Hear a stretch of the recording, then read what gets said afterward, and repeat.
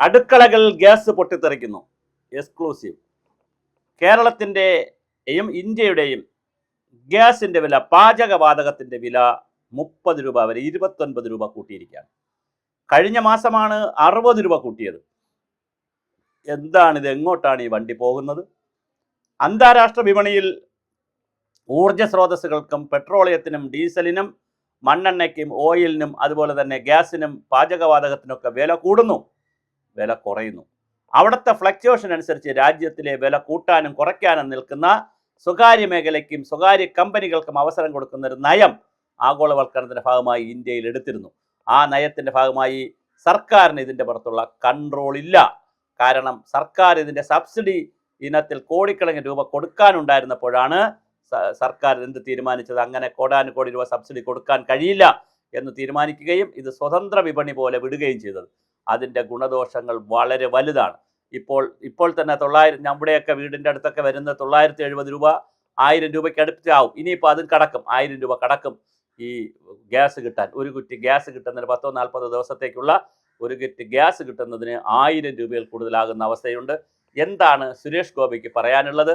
അതുപോലെ തന്നെ വികസിത കേരളവും വികസിത ഭാരതവും ഒക്കെ വരുമെന്നും പറയുന്ന ആളുകൾ അമ്മമാരുടെയും വീട്ടമ്മമാരുടെയും അതുപോലെ തന്നെ പാചകം ചെയ്യുന്നവരുടെയും വയറ്റത്തടിച്ചിരിക്കുകയാണ്. തട്ടുകട പോലുള്ള കടകളുടെയും സ്ഥാപനങ്ങളുടെയും ഹോട്ടലിൻ്റെയൊക്കെ വാണിജ്യ സിലിണ്ടറിൻ്റെ വിലയും വല്ലാതെ കൂടിയിട്ടുണ്ട്. അപ്പോൾ വാണിജ്യ സിലിണ്ടറിൻ്റെ വില കൂടിയതുകൊണ്ട് ഇപ്പോൾ തിരുവനന്തപുരത്തൊക്കെ വന്നാൽ വടയും ചായയും 10 രൂപയായിരുന്നു, 12, ഇപ്പോൾ 15 രൂപയായിട്ടുണ്ട്.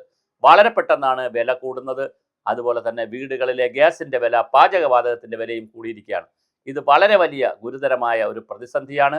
വെൽഫെയർ സ്റ്റേറ്റിൻ്റെ, വെൽഫെയർ കൺട്രിയുടെ കൺസെപ്റ്റ് അനുസരിച്ച് വെള്ളവും വായുവും ഭക്ഷണവും പാചക വസ്തുക്കളുമൊക്കെ വളരെ വലിയ സബ്സിഡി റേറ്റിൽ കൊടുക്കേണ്ടതാണ്. ലോകത്തെ വിദേശ രാജ്യങ്ങളിലെല്ലാം പല രാജ്യങ്ങളിലും അങ്ങനെ തന്നെയാണ്. അങ്ങനെ കൊടുക്കേണ്ടതിന് പകരം ഇത് സ്വകാര്യ മേഖലയ്ക്ക് തുറന്നുവിട്ട് അവർക്ക് ഇഷ്ടമുള്ളപ്പോൾ കൂട്ടും, വലിയ നിലയിൽ കൂട്ടും, ചെറിയ നിലയിൽ കുറയ്ക്കും. 50 രൂപ കൂട്ടും, 5 രൂപ കുറയ്ക്കും. അപ്പോൾ കേൾക്കുമ്പോൾ തോന്നും ഞങ്ങൾ കൂട്ടുകയും ചെയ്തില്ലേ കുറയ്ക്കുകയും ചെയ്തില്ലേ എന്നുള്ള രീതിയിലേക്ക് വരും. എന്തായാലും വളരെ രസകരമാണ് കാര്യങ്ങൾ, മനോഹരമാണ്. ചിന്തിക്കുമ്പോൾ യാതൊരു തരത്തിലുള്ള വ്യവസ്ഥയുമില്ലാതെ വിവേചനവുമില്ലാതെ ഗ്യാസിൻ്റെ വില കൂടിക്കൊണ്ടിരിക്കുകയാണ്. ഇതിൽ തീർച്ചയായിട്ടും പ്രതിഷേധം ഉയരേണ്ടതാണ്. നമ്മൾ ഇപ്പോൾ വികസിത ഭാരതമൊക്കെ ആവശ്യമാണ്, അല്ലെങ്കിൽ വികസിത കേരളമൊക്കെ വേണം. പക്ഷെ ജനങ്ങളെ സംബന്ധിക്കുന്ന അടിസ്ഥാന പ്രശ്നങ്ങൾക്ക് വില കൂട്ടിക്കൊടുത്തുകൊണ്ട് അടിസ്ഥാന പ്രശ്നങ്ങളിൽ കാര്യം താളം തെറ്റും. ഒരു പ്രാവശ്യം 30 രൂപ അല്ലെ 50 രൂപ ഗ്യാസ് എന്ന് പറയുമ്പോൾ ഓരോ സാധനങ്ങളുടെയും വില കൂടിക്കൊണ്ടിരിക്കുകയാണ്.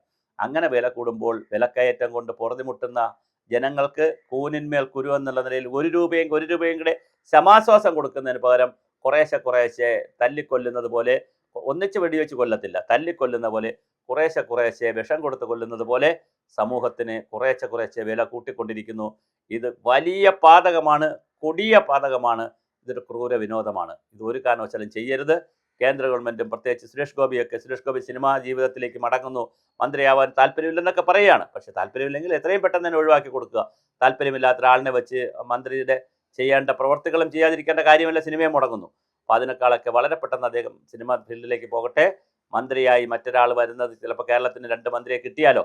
അപ്പോൾ തീർച്ചയായിട്ടും മന്ത്രിമാരൊക്കെ വരട്ടെ. ആര് വന്നാലും പാചകവാതകത്തിൻ്റെ വില ഇങ്ങനെയാണ് പോകുന്നതെങ്കിൽ, അത് ബാണം പോലെ കുതിക്കുകയാണെങ്കിൽ സ്വാഭാവികമായിട്ട് സ്ത്രീകൾക്ക്, അമ്മമാർക്ക്, കാരണം വീടുകളിൽ കൂടുതൽ പാചകം ചെയ്യുന്ന അവരായതുകൊണ്ടാണ് സ്ത്രീകൾ അമ്മമാരെന്ന് പറയുന്നത്, അവരുടെ ജീവിതത്തിൻ്റെ താളം തെറ്റും.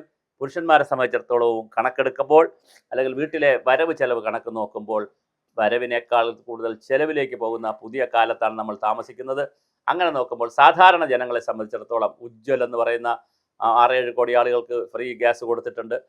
പിന്നെ അത് കഴിഞ്ഞിട്ട് കോടിക്കണക്കിന് ആളുകൾ ഗ്യാസ് എടുത്തിട്ടുണ്ട്. ഇന്ധൻ്റെയും HP-യുടെയൊക്കെ ഗ്യാസ് എടുത്ത ആളുകളുണ്ട്. ഇവരെല്ലാം, പിന്നെ ഗെയിലിൻ്റെ വാതക ഗ്യാസ് എടുത്തവരുണ്ട്. എല്ലാവർക്കും വലിയ മാനസിക സംഘർഷമുണ്ടാക്കുന്ന ഒരു അഴുക്ക തീരുമാനം, മോശപ്പെട്ട ഒരു തീരുമാനമാണ് ഇന്ത്യ ഗവൺമെൻറ് എടുത്തിരിക്കുന്നത്. അത് മാറേണ്ടതാണ്. സബ്സിഡി കൃത്യമായിട്ട് ജനങ്ങൾക്ക് സബ്സിഡി കൊടുക്കണം. കാരണം ഇത് ജീവൻ്റെ ഒരു പ്രശ്നമാണ്. ജീവൻ നിലനിർത്തിയിട്ടാണല്ലോ മറ്റടിസ്ഥാന സൗകര്യങ്ങളും മറ്റെല്ലാ സാഹചര്യവും വരേണ്ടത്. ഒരു ജീവൻ നിലനിർത്തണമല്ലോ. അതിന് ഏറ്റവും പ്രധാനപ്പെട്ട അന്നത്തിന് വേണമെങ്കിൽ, അത് തയ്യാറാക്കണമെങ്കിൽ ഗ്യാസ് വളരെ എമർജൻസിയാണ്. അതുകൊണ്ട് തന്നെ ഗ്യാസിൻ്റെ വില കൂട്ടിക്കൊണ്ടുള്ള കളി നല്ല കളിയല്ല. തീർച്ചയായിട്ടും സബ്സിഡി, ഗ്യാസിൻ്റെ സബ്സിഡിയിൽ വിലക്കയറ്റത്തിൽ പ്രശ്നം വരികയാണെങ്കിൽ ആ സബ്സിഡി കൊടുക്കാൻ ഗവൺമെൻറ് തയ്യാറായിരിക്കണം. അല്ലാതെ അധിക ഭാരം സാധാരണക്കാരൻ്റെ തലയിൽ വച്ച് പിടിപ്പിച്ചാൽ അത് വളരെ വലിയ ബാധകമാണ്. ഒരു കാരണവശാലും അത് ചെയ്യാൻ പാടില്ല. ഇപ്പോഴിതാ വീണ്ടും 30 രൂപ കൂട്ടിയിരിക്കുകയാണ്, 29 രൂപ കൂട്ടിയിരിക്കുകയാണ്. 29, 28, 27 എന്നൊക്കെ പറഞ്ഞ് അല്ലെ 30 കൂട്ടണം. അങ്ങനെ കൂട്ടത്തില്ല. കാരണം കേട്ടാലൊരു 29 കൂട്ടുകയുള്ളൂ, 30 കൂട്ടിയില്ലല്ലോ എന്നുള്ള ആളുകൾ പറയിക്കാനുള്ള ഒരു ശ്രമമാണ്. എന്തായാലും പാചകവാതകത്തിൻ്റെ വില കൂട്ടിയതിന് യാതൊരു ന്യായീകരണമില്ല. യുദ്ധമാണ് കാരണമെങ്കിൽ രാജ്യത്ത് സബ്സിഡി കൊടുത്തുകൊണ്ട് ജനങ്ങളിൽ അധിക ഭാരം ഏൽപ്പാക്കാതിരിക്കാനാണ് ഗവൺമെൻറ്റുകൾ ശ്രദ്ധിക്കേണ്ടത്.